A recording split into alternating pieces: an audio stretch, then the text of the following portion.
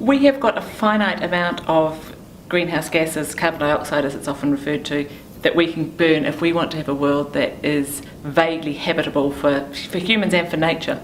So like with your household budget, we need to budget those emissions we've got left. And that's essentially what the Zero Carbon Act will do. It will take that amount of carbon dioxide that we can continue to emit and stretch it out to 2050, so that by then we're at net zero emissions, and it makes a nice little budget for us to start living within that. We haven't had an environment in which there's been a genuine desire to cut emissions. So what's happened, despite the emissions trading scheme, New Zealand's emissions have continued to increase, and we're on target to have them basically doubled by 2030.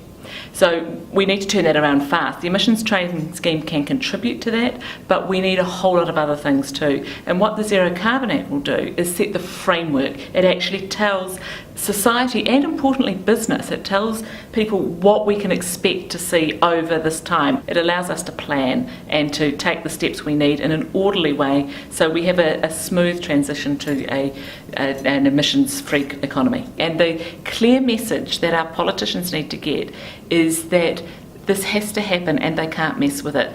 You can't have this kicked around like a political football, changed every 3 years as the government changes.